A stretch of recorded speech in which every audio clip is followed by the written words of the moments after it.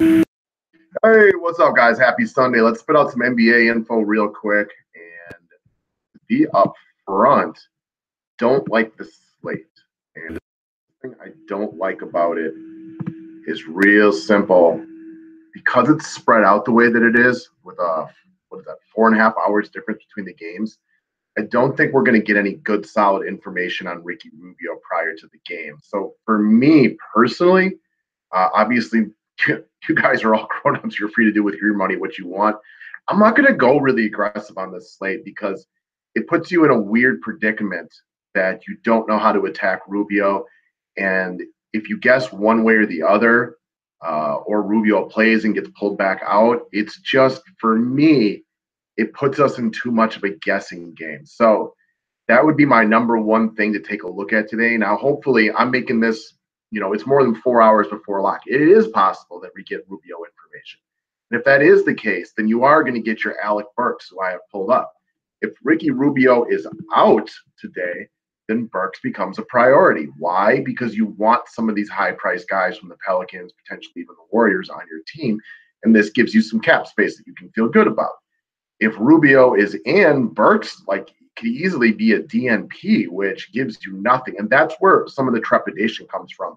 You have to worry about that with him, with Royce O'Neal, and things like that. So I'm a little hesitant to go harder on this slate because of that. But again, y'all are grown-ups. You can do what you guys want. Do your thing. If you think you got this, man, all the more power to you. So moving along from there, now you guys are never going to believe it. I'm going to bring up Rajon Rondo again. He still is under-owned from where he should be on a day-in and day-out basis. So they got their butts kicked game one. He lost a couple of minutes, still rolled in 38.5 points, 58 game two, 50 game three. Even with the price raise, guys, it's Rajon Rondo's world, and we're just living in it. He is as sure as it comes from an NBA playoff DFS perspective.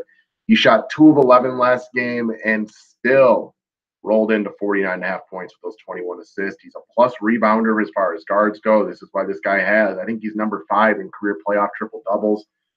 Rajon Rondo at home. I like this game, man. I want to watch this game today. I got to co-coach baseball, and I'm a little bit upset that I'll miss the first half of this one. So I'm not sure who wins this game today. Obviously Golden State's still the better team. Pelicans, kind of like I assumed they would, won the game fairly even easier than I thought they would the other day. But that was a total crush spot for the Pelicans. First game home, down 2-0, backs against the wall. That was to be expected. Today, I don't know. Is it the Pelicans push it at home? Do the Warriors come out and win this one? I'm just hoping for a close game because this series is great for DFS. From an NBA perspective, a lot of these other games are going to play defensive-oriented games. But the Pelicans and Warriors both want to run, so they get to piggyback off one another. That's just great for guys like Rondo. All right, so we've talked about Alec Burks. I really just have him up for the talking point today that we really got to wait and see what's going to happen with this one. And if we don't know, it's really tough to evaluate it because if we know he's out, then we get our Royce O'Neals and our Alec Burks back. But if he's in, and then we're just guessing. It's when I saw the big difference in the hours today on the slate, I was really kind of assuming we weren't going to get great information. So hopefully I'm wrong and we get it within the next 4 hours. That would be great, but I just don't think we will. All right. Speaking of cap space, I've been using PJ Tucker a lot lately. He's been awesome, doing a little bit of everything. This is another game where I'm not sure what's going to happen in this one. I like the NBA playoffs today, man. I'm excited about these games because it would make sense for Houston to win, right? They're just the better team. Top to bottom, Houston is really good. Utah was truly impressive game 2.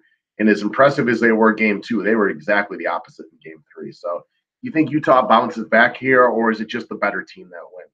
I don't know. But either way, PJ Tucker makes a lot of sense for cap space. The game was not close at all, as we just talked about. And that's why you saw him come in with a little low on his total the other day. But we have to assume that Utah will play better this game, no matter who wins. It's difficult to picture the Jazz just blowing out Houston, right? That just doesn't seem realistic. But if they can stick in this game, then PJ Tucker should roll into 20 points again. And he showed he even has upside on that. I do think the 28 and the 26 are definitely the high end of what you can expect out of him. But I do think that realistically, 20 points is a fair bet for PJ Tucker. All right, moving from there. Nikola Mirotic hadn't been as good, but he's played better each and every game throughout this series.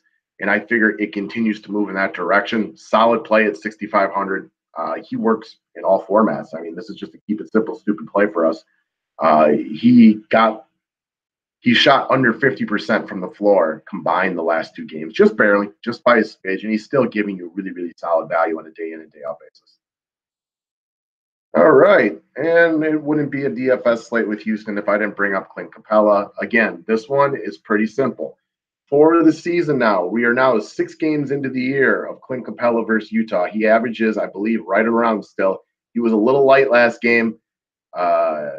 Rebounds were down just a smidge. He played decent minutes still, but what we saw is this guy is just solid day in and day out. If he plays okay, he gives you cash game value. If he plays well, he gives you GPP value. He doesn't really have much in the way of duds in this entire postseason. He's just a solid building block from top to bottom. Makes so much sense in cash games, but NBA playoffs, DFS, cash games and GPPs aren't that much different, so you can play him anywhere. You look through his 3 regular season games against Utah as well. He's about a 1.5 DraftKings points per minute against Utah. Now it's down just a smidge because of game 1s and game 3. Game 1 and game 3. But he's still a really, really solid play from top to bottom. This is somebody you can count on. Like, his floor is cash value, really. His upside is GPP value. He had the one rough game against Minnesota, but other than that, this guy's been a beast. I like everything about Clint Capela. One of the more underrated basketball players left in the playoffs, if not the entire NBA association. So good luck today, guys. We're all stuck in the same boat about waiting on Ricky Rubio information. I mean, if somebody here has a hot take, feel free to throw in the comments section. I haven't found anything that gives me any inclination to think he plays one way or the other, which is a problem. It's an issue. I mean, you can guess. I mean, if you want to take a chance he doesn't play, that's great to go back and use Burks and O'Neal, but it is what it is. It's a chance. We're all gambling in the same spot on this one, but I'm not one who likes to go in with a coin flip situation. I feel like that's what it is. It's a coin flip. It's 50-50. So good luck today, guys. Have a great Sunday. See you all tomorrow.